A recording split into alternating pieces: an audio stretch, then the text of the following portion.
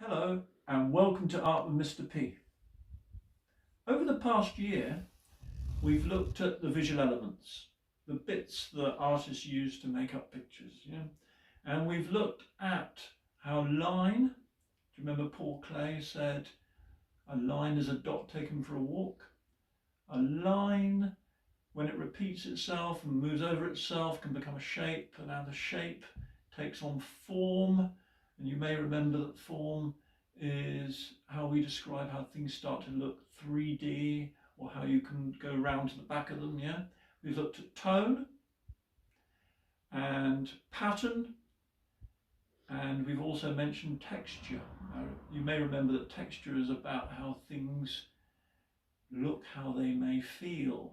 So in a picture things may look like they feel rough or smooth. I'm going to ask you to draw an urban landscape. So I'm talking about what you might see in town, with a focus on line and shape and tone and texture and the other visual elements.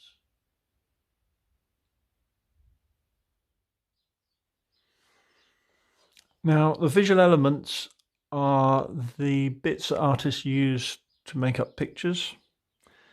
And in previous years, we've talked about line, and we've talked about how when the lines overlap, they become shapes. And when you get shapes repeating themselves, they create patterns. And when you have enough pattern, you get texture. And you may remember from when we talked during the year about how texture is about how things look like, how they might feel, whether they might be rough or smooth or however. Now, what I'd like you to do is to draw an urban landscape using line and shape and pattern and texture. Now, what do I mean by an urban landscape? Well, essentially, I'd like you to draw buildings. And it may be that you want to draw the street level first. And it may be, now you're not allowed to use rulers. You have to do this slowly and carefully. Most buildings are made out of rectangles and triangles.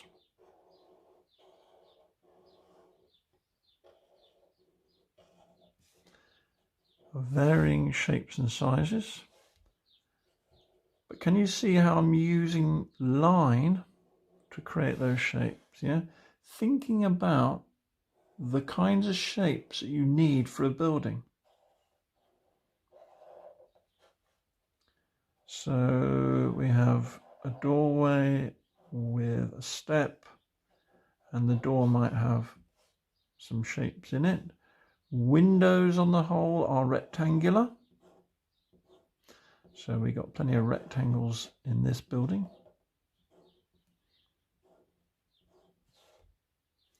And that one could keep going. So we could have a novelty window maybe up here. So we've actually got an arch shape,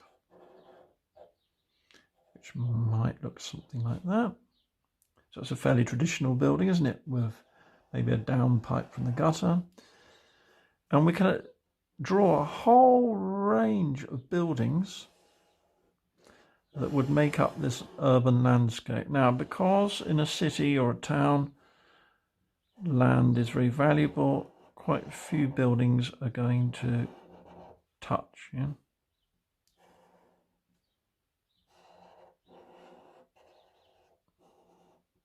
It may be that you'd like to put your own house in one of these.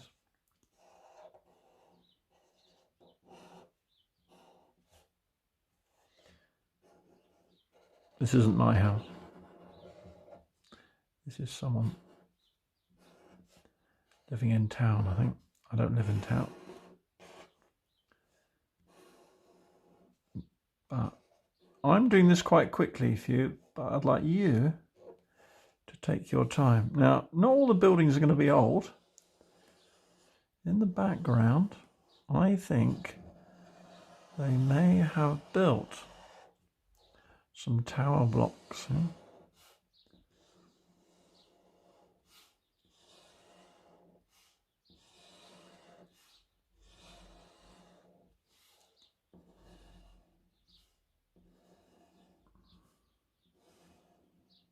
So we might have some modern architecture or contemporary architecture up here somewhere. Lots of floors, and then there'll be maybe lift shafts and things on the top with some masts, some aerials, who knows, and then we can put some more buildings in. All sorts of options. Maybe have a look and see how many different kinds of buildings you can find when you look out the window, or if you go on the internet. See what kinds of shapes, yeah. But generally speaking, most of the shapes are going to be rectangles, yeah. Except for the people who have decided to put a church.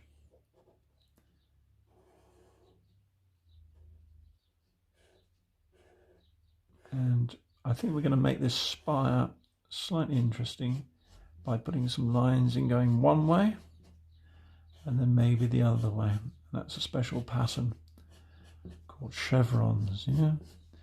If you put it on the floor, it could be called herringbone, or sometimes it's made out of brick, it's called herringbone.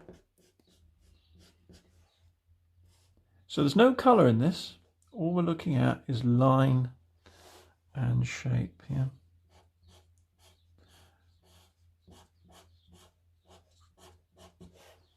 See how you get on. Can you fill the whole page with line, shape, pattern, and as you can see, I've done here with the chevrons or herringbone, some texture. How big can you make your new street? I'll be looking forward to see how your urban landscapes come along. Well done.